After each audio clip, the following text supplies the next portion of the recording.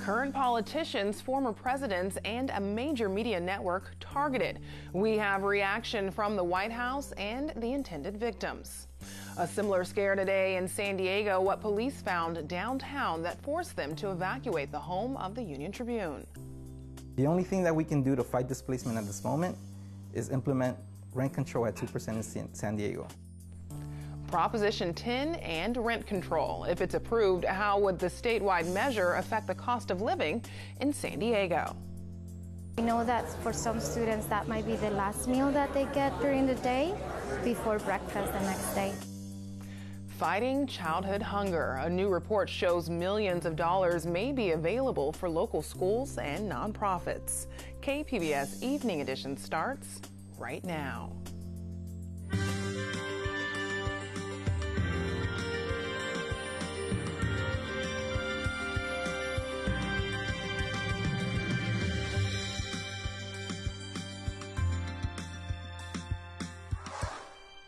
Good evening and thanks for joining us. I'm Ebony Monet. Police in New York, Washington, Florida, and the FBI are investigating a series of suspicious packages sent to current and former Democratic officials. Several included devices that authorities describe as pipe bombs. Packages were sent to the Washington, D.C. office of former President Obama and the New York home of former President Bill Clinton and Secretary of State Hillary Clinton. Also, former Attorney General Eric Holder and Congresswoman Maxine Waters. The NYPD says the packages and devices are similar to one sent to billionaire investor George Soros on Monday. This morning in New York, CNN evacuated its building after receiving a suspicious package. It was addressed to former CIA Director John Brennan. In some cases, devices were carefully taken away by bomb squads. Others were intercepted by Secret Service before reaching their destination. Here's some of the reaction from Hillary Clinton, who was in Florida this morning, and President Donald Trump at the White House. We are fine, thanks to the men and women of the Secret Service who intercepted the package addressed to us long before it made its way to our home. Every day, we are grateful for their service and commitment, and obviously never more than today. But it is a troubling time, isn't it? This egregious conduct is abhorrent to everything we hold dear and sacred as Americans. My administration will provide additional updates as they become available, and I just want to thank everybody for their understanding. We're extremely angry, upset, unhappy about what we witnessed this morning, and we will get to the bottom of it. Police were also sent to check on a suspicious device at the Florida office of Congresswoman Debbie Wasserman Schultz. She's also the former Democratic Party chairwoman. Some of the suspicious packages contained labels with her return address. Evacuations were also ordered this morning in downtown San Diego. Suspicious packages were found outside of a building that houses the San Diego Union-Tribune and an office for Senator Kamala Harris. KPBS reporter Susan Murphy tells us they were found to be harmless. Police vehicles with flashing lights cordoned off the high-rise building on 6th and B Streets in the heart of downtown. San Diego Police Lieutenant Kevin Wadhams was first on scene. At about a little after 8 o'clock this morning, I was flagged down by a bystander regarding 5 U.S. postal boxes stacked on a table behind us. Many of the 900 people who work in the building were evacuated, including Union-Tribune staffers, an office of Senator Kamala Harris, and several other businesses. Officer Wadhams says the bomb squad was called and contents in the boxes identified. After they x-rayed the boxes, they found a shoe, a football, a couple children's books, and an empty bag of potato chips. An hour later, people were allowed to return to the building and police tape was removed. Officer Wadhams says the same abundance of caution would have played out regardless of other suspicious and explosive devices found around the country. I am aware of what is going on around the country, and that did play into it. But not just for today, but any other day, if something like this happens, we do the same scenario. We have the bomb squad come out and do the x-rays and make sure everybody's safe. A false alarm, some rattled nerves, and extra caution urged. Susan Murphy, KPBS News. Today's bomb scares and their targets are raising the issue of civility in politics as we get closer to the election. Earlier, I spoke with PBS NewsHour's Yamiche Alcindor about the political tensions in the final weeks of the campaign. Yamiche Alcindor, welcome. So a nerve-wracking day today with authorities investigating a number of explosive devices sent to prominent political figures and institutions. What's the mood like there in D.C.? Well, people here in D.C. are really on edge because the list of people who got these packages reads like a list of people that President Trump has been attacking over the last year. This is Maxine Waters, Eric Holder, the Clintons. So these are people that President Trump has traveled across the country at different rallies to talk about it and really accuse of all sorts of conspiracy theories. Now, of course, it's very clear to also say that the president was very quick to condemn these acts, and the White House sometimes has bungled communications. But on this end, and today, they really were very, very fast in making sure that they had a statement out within an hour. Then they had the president come out, and they had First Lady Melania Trump come out. So the White House is really trying to get out in front of this thing. And can you give us just a brief recap? What exactly was the overall message coming from the White House regarding these threats? The overall message from the White House was, we condemn these acts of violence, and there's going to be a full federal investigation, and we're going to use all the resources we can of the government to figure out why this happened, who might have done this, and how we can prevent this in the future. So the White House was very clear. That was those words, condemn the violence, came out not only from Sarah Sanders, who of course is the White House press secretary, but the president followed up, and First Lady Melania Trump also made sure to also say that. And the White House also called whoever sent these packages a coward. So they were wanting to make sure that they were very clear and very pointed in their condemnation. And some analysts say that President Trump's rhetoric in the past has incited violence. You recently returned from the campaign trail for a congressional race in Orange County. What did you see regarding the mood of voters and the degree of partisanship?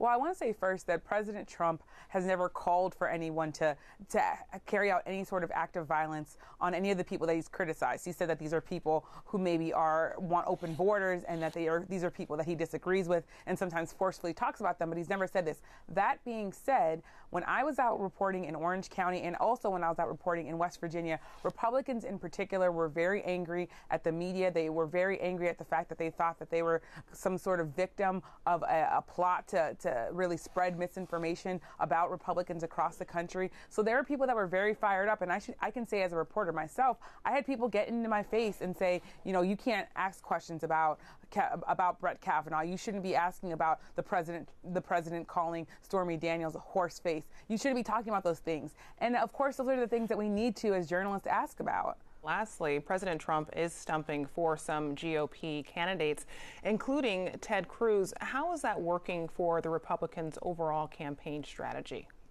So far, it's really hard to tell. The president is going into these districts because they're districts where Republicans need a boost. They're hoping that the president, because he has high approval ratings right now, that he can come in and fire up the base and say things that people want to hear and inspire people to go to the polls. We won't really know how much of a difference President Trump makes until November 6th, which of course is Election Day. Yamiche Alcindor, PBS NewsHour White House correspondent. Thank you. I'm Judy Woodruff. Tonight on the NewsHour, explosive devices sent to former President Obama, Hillary Clinton, and other Democrats. Coming up at 7 after Evening Edition on KPBS. For the general election, we're bringing back our series, Show Us Your Mailers. It's a look at the mail being sent to voters. Today, we focus on District 4, which covers areas such as Oak Park, Encanto, and Lincoln Park. There's a few mailers supporting Councilwoman President Myrtle Cole that make some bold statements and claims. And KPBS reporter Claire Tragesser has details. Myrtle Cole is facing a tight race against her former staffer, Monica Montgomery. The Labor Council supports Cole and recently sent out several mailers. One says Cole, quote, passed the Equal Pay Ordinance to crack down on discrimination. But this isn't exactly true. The ordinance was proposed by Councilman Chris Ward. Ward, who has endorsed Cole, said this week that she was part of a joint effort in getting the ordinance passed. One person can't get anything done on their own through city council. It takes a majority of us, and it takes leadership. Ward said Cole, as council president, expedited the process of passing the ordinance by putting it on council dockets and telling the city attorney that the ordinance should be a priority. Another mailer says Cole, quote, put a police body camera on every SDPD officer. This is also half true. Cole was on the city council in 2014 and voted to approve a contract for body cameras, but was not yet the council president, so was not responsible for docketing the item or bringing it to the council. But Jack Schaefer, the president of the San Diego Police Officers Association, said Cole was one of the influential leaders who pushed for body cameras in San Diego. Claire Tregesser, KPBS News. Vermont Senator Bernie Sanders will be in Oceanside later this week to campaign for House Democratic candidates. Mike Levin's campaign says Sanders will speak at Miracosta College in Oceanside on Friday. Levin is running in the 49th district, which is a major target for Democrats as they try to win a House majority. This is one of several campaign stops for Sanders for candidates in the West.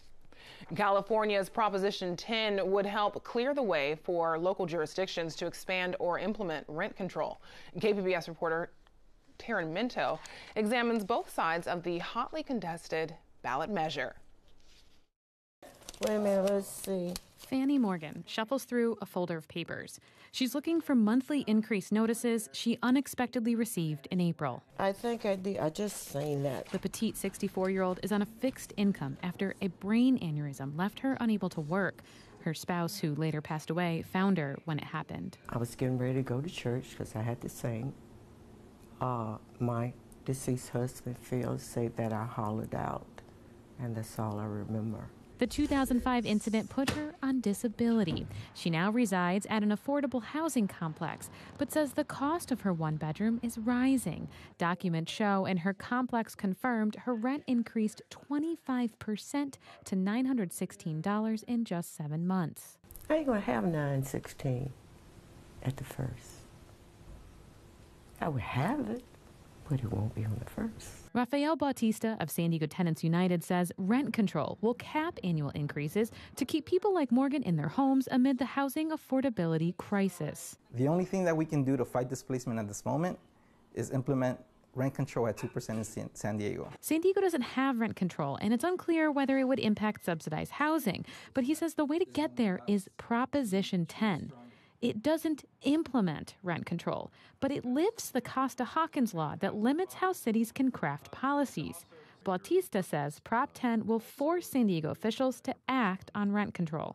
Though we've already been fighting for it for the last 3 years, it'll be more of a pressing item because now they can't say, oh, well, there's Costa-Hawkins that limits it. But Prop 10 opponents say rent control causes more problems than it solves. That includes Ian Gibson, who spends his days renovating his rental units in Normal Heights. A lot of painting lately. He says he lives with his parents while fixing up and selling properties that he hopes will pay off over the long term.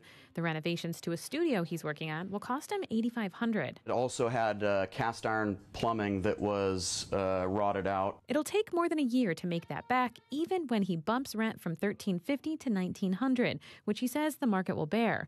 It's different at his National City complex that had cockroaches and lacked outdoor lighting when he bought it. He says he invested thousands per unit and raised rent there by about $400.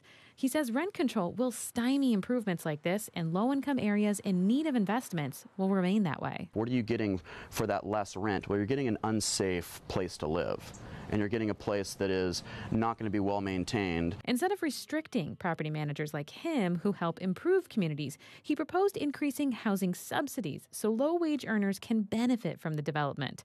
He says he'd even contribute to it. This isn't, oh, we're gonna find one person in the group. We're gonna say landlords. It's the issue with the landlords. You know, this is a larger issue, so everyone needs to contribute. San Diego County Apartment Association spokeswoman Molly Kirkland argues lifting state rent control limits that exempt properties built after 1995 will exacerbate the housing problem. That's because developers won't want to build new units, and landlords will take existing ones off the market. We need to stay focused on supply and the market will naturally work itself out. She also says rent control brings other regulations besides annual caps.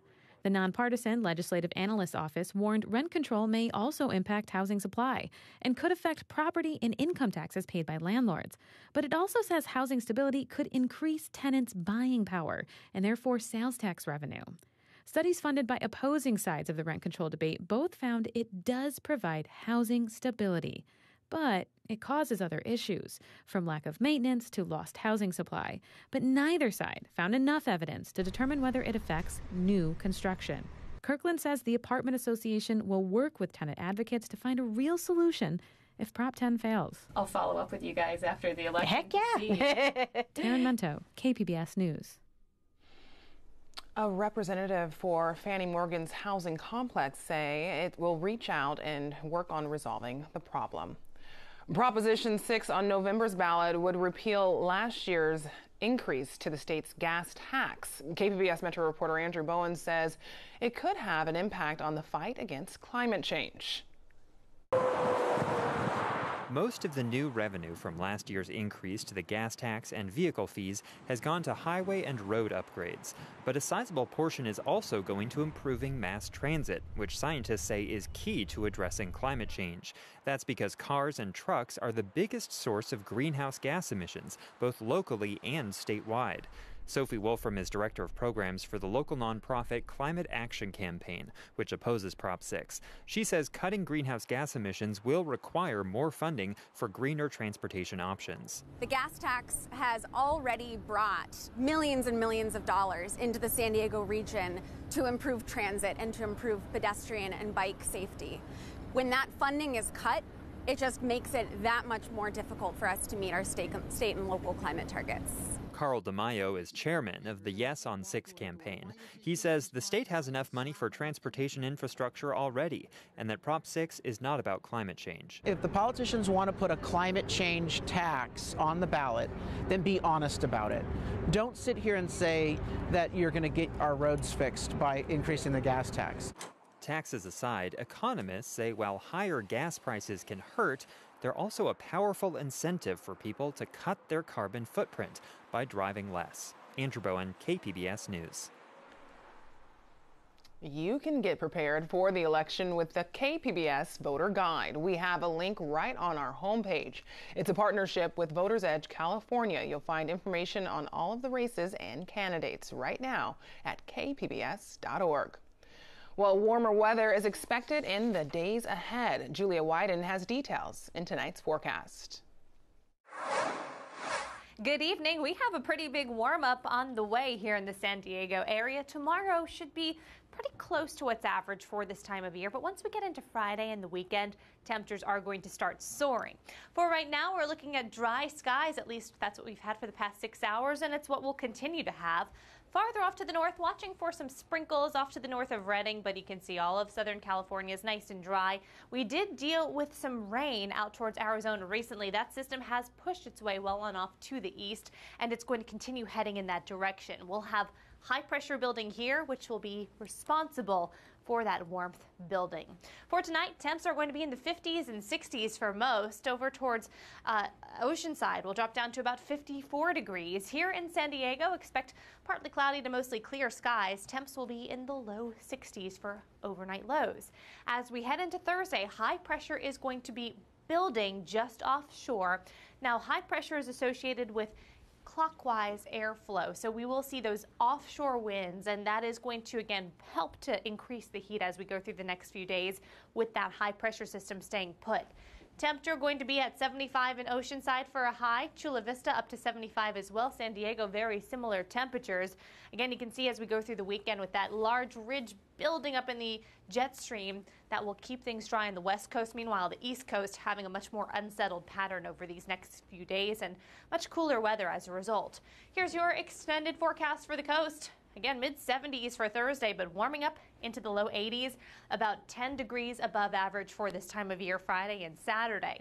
Inland areas will make it to the low 90s on Saturday. Lots of blazing sunshine, so keep hydrated as best you can. As we take you on now over towards the mountain region, temps here in the upper 60s on Thursday, making it into the low 70s come Friday and Saturday. Not too much of a change in this direction. Desert areas will be in the 90s for the next several days. Plenty of sunshine. Overnight lows in the low 60s. Back to you, Ebony. San Diego County schools and nonprofits missing out on millions of federal dollars to address childhood hunger. KPBS education reporter Megan Burks has details of a report out today from the San Diego Hunger Coalition. Because children who are hungry are simply not ready to learn. The San Diego Hunger Coalition is calling on more schools and after-school program providers to adopt the federal government's after-school supper program. Some of the students are eating lunch as early as 10:30 in the morning, so by 3 p.m. they're already hungry and they still have to do homework and other activities. And we know that for some students that might be the last meal that they get during the day before breakfast the next day. The coalition says more than 200,000 children who are eligible are missing out on after-school supper. That's nearly $120 million worth of aid left on the table. More providers could also opt into breakfast and summer lunch programs. When you have $178 million of federal tax money that is being left to other states to spend, but being paid for by Californians, you have an embarrassment to the taxpayers of our community. And when you have 1 out of every 6 children in our county struggling with hunger, at the time that you're leaving the federal money that can solve the problem in Washington, then that is truly an embarrassing situation. Feeding San Diego has already committed to opening more after-school supper sites at places like the YMCA, and the Hunger Coalition has hired staff to help school districts open additional meal programs. We're all to blame, all of us collectively, for not addressing this problem sooner. But all of us owe our thanks to the leadership of the Hunger Coalition for saying enough is enough. Today's the day we turn a corner. The report is the first of its kind and being hailed as a roadmap for county schools and nonprofits. Megan Burks, KPBS News. Feeding San Diego is a KPBS community partner. Proposed regulations for motorized scooters in San Diego got their first public hearing today. Electric scooters have been a concern since they first started appearing on streets and sidewalks earlier this year. The city wants to require scooter companies to automatically lower speeds in high pedestrian areas. City Councilwoman Georgette Gomez says that's a good idea, but that protected bike lanes are even better. That has created the conflict of riders riding on the sidewalks. Even as a biker, you ride on the sidewalks because we don't have safe infrastructure. So all of that stands from there. So we can regulate all we want, but if we do not have the infrastructure, we're not going to resolve this issue. The city also wants companies to share data on where the scooters are being ridden. A turbulent month on Wall Street continued today as the Dow Jones erased all of the gains for the year. The index lost more than 600 points. Part of the worries today include a report by the Commerce Department that new home sales fell to a 2-year low. The Nasdaq, which includes tech stocks like Facebook, Amazon, and Netflix, lost nearly 5%. It's been decades since San Diego was home to a thriving commercial fishing industry that employed thousands of people. But iNews Source reporter Brad Racino says a new deal aims to revive that lost piece of history. San Diego's commercial fishermen and a local developer have spent the past 3 years negotiating over the future of downtown's Tuna Harbor. The reason? A $1.6 billion development called Seaport San Diego is coming to the area between the Convention Center and the USS Midway Museum, and Tuna Harbor plays a key role in the project. The deal is important because the two sides hope to revitalize a lost piece of the city's history, a thriving commercial fishing trade that once employed thousands of people while netting hundreds of millions of dollars. Commercial fisherman Peter Halme and seaport developer Yehudi Gaffin signed the agreement on September 24th and spoke to iNews Source shortly after. This is going to streamline the whole idea of how you catch the local fish and how you eat it locally. And you're going to be able to do that because of the facilities that will be here. And so you'll provide the infrastructure to be able to move us into the 20th century, now that we're in the 21st. In addition to a revitalized Tuna Harbor, Seaport includes hotels, public parks, retail space, an aquarium, and other attractions. And it still has several hurdles to overcome, including buy-in from local and state agencies. But Gaffin says once that's done, Tuna Harbor could be rebuilt in less than a year. For KPBS, I'm iNewsSource reporter Brad Racino. iNewsSource is an independently funded nonprofit media partner of KPBS. There was one lucky jackpot winner in last night's Mega Millions drawing. The multi-state lottery says it was sold at a convenience store in South Carolina. The one person who won the $1.6 billion prize has not come forward. Lottery rules in South Carolina do not require winners to go public. Several tickets matching 5 out of 6 numbers were also sold, including one in San Diego at a Chevron on Del Cerro Boulevard. The winner will receive $562,000. Now, here's a look at what we're working on for tomorrow in the KPBS newsroom. American Hate. Hear from the author of a new book that details the rise of hate groups in America's increasingly polarized society. And on Midday Edition, the race for mayor in National City. How do the candidates plan to address the controversy surrounding the death of Earl McNeil? You can find tonight's stories on our website, kpbs.org/evening edition. Thanks for joining us. Have a great night.